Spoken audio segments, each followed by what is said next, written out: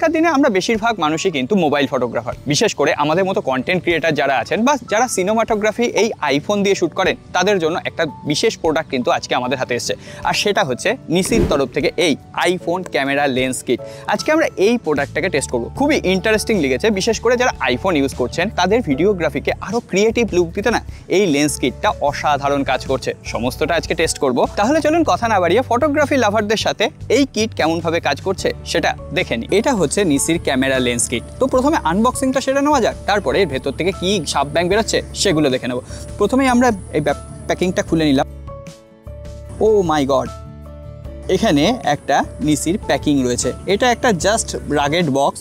এই বক্সের ভেতরে হ্যাঁ বেশ কিছু লেন্স আছে, একটা দুটো তিনটে চারটে লেন্স রয়েছে, তো আমি রেখে দিলাম।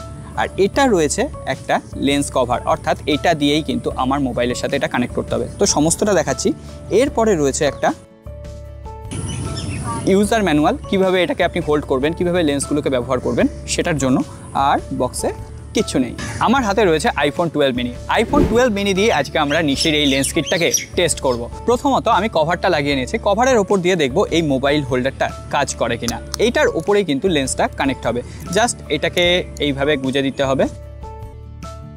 এটাকে গুজে দেওয়ার পর জাস্ট এটাকে টাইট করে দিতে হবে। এরপর এই জায়গাটায় লেন্সটা লাগবে। আমি বলে দিই, এটা শুধু আইফোন 12 এর ক্ষেত্রে নয়, আইফোন 11 হোক, 12 হোক, 13 হোক, 14 হোক, প্রত্যেকটা আইফোনের সাথে কিন্তু কম্প্যাটেবল। আবারও ঘরের ছেলে ঘরে ফিরে এসেছি। এখানে যে নিসির ক্যামেরা কিট বক্সটা রয়েছে সেখানে চারখানা lens available. Black mist, true colour, aliostreak orange এবং অ্যালিওস্ট্রেক ব্লু। এই চারখানা লেন্স এবার টেস্ট করার জন্য বাউন্ডুলে হয়ে আবার আমরা বাইরে যাব। তাহলে চলুন চলে যাই। এটা হচ্ছে নিসির ব্ল্যাক মিস্ট লেন্স। এটা আমরা এখনো পর্যন্ত অ্যাপ্লাই করিনি, এটা অ্যাপ্লাই করব। তবে এই লেন্সের একটা কাজ রয়েছে। আপনি ধরুন ডাইরেক্ট সানলাইটে, রাস্ট লাইটে কোনো রকম ভিডিও শ্যুট করছেন, তখন কিন্তু ক্যামেরা অনেক সময় এক্সপোজার ঠিকঠাক মেনটেন করতে পারে না। আমরা ডিএসএলআর বা মিররলেসের ক্ষেত্রে অনেক সময় এনডি ফিল্টার ইউজ করে থাকি।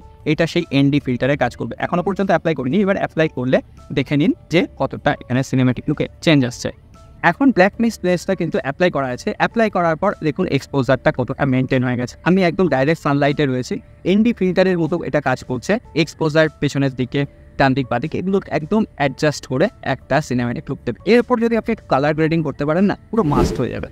এটা হচ্ছে নিসি ট্রু কালার লেন্স। এখন আমার ক্যামেরায় কোনো লেন্স নেই, তো এই লেন্সটা লাগানোর পর আমার এই ফেসে কতটা ডিফারেন্স আসে সেটাই দেবো। আর আপনি ব্যাকগ্রাউন্ডটাও লক্ষ্য রাখছেন। এখন নিসি ট্রাই কালার লেন্সটা আমি কিন্তু অ্যাপ্লাই করে নিয়েছি। এখন আমার ফেসটা কতটা চেঞ্জ হয়েছে, পেছনে ব্যাকগ্রাউন্ড কতটা চেঞ্জ হয়েছে অবশ্যই কমেন্ট বক্সে লিখে যাবেন। একটা সিগনিফিকেন্ট চেঞ্জ কিন্তু আমরা লক্ষ্য করছি, যে মুখের কন্ট্রাস্ট লেভেলটা সেটা কিন্তু একদম পারফেক্টলি ম্যানেজ করতে পারছে। অর্থাৎ আপনারা যারা সিনেম্যাটিক লুক চান আপনার ভিডিওতে, তারা আইফোনের এই লেন্সগুলো ব্যবহার করতে পারেন।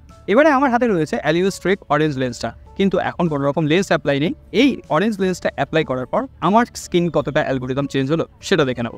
অ্যালিওস্ট্রেক অরেঞ্জ যে লেন্সটা ছিল সেটা কিন্তু এখন আমরা অ্যাপ্লাই করে নিয়েছি। অ্যাপ্লাই করার পর পেছনে ব্যাকগ্রাউন্ড নয়েজ কেমনভাবে মেনটেন করছে, আমার এক্সপোজার লেভেল কেমন রয়েছে, ব্রাইটনেস কেমন রয়েছে অবশ্যই দেখবেন। এখানে কিন্তু একটা অরেঞ্জ ফ্লেয়ার এফেক্ট অ্যাড হয়েছে।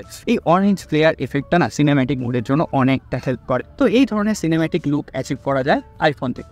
এবার আমার হাতে আছে অ্যালিওস্ট্রেক ব্লু। আগেরটা অরেঞ্জ ছিল, এটা কিন্তু ব্লু লেন্স। এটা এখনো ফিল্টারটা অ্যাপ্লাই করিনি। এই ফিল্টারটা অ্যাপ্লাই করার পর কেমন লাগবে ব্যাকগ্রাউন্ড সেটা দেখে নিই।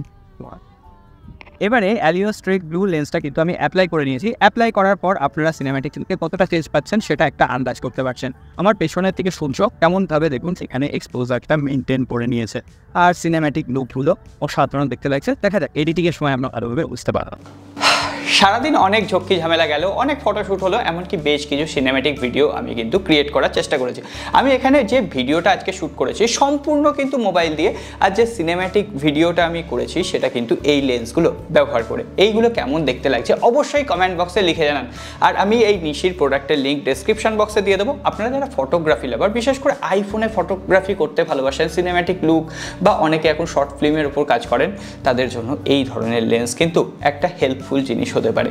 আর হ্যাঁ, এখানে আমি অন্য ফোনের সাথেও ট্রাই করেছি, সেটাও কিন্তু কাজ করে যায়। আর আইফোনের প্রত্যেকটা মডেলের সাথে এটা কম্প্যাটেবল। আরেকটা জিনিস কম্প্যাটেবল আছে, সাবস্ক্রাইব বাটনটা প্রেস করে রাখবেন পরবর্তীতে এই ধরনের interesting photography tips and tricks পাওয়ার জন্য। সকলে ভালো থাকবেন, দেখা হবে আগামী পর্বে।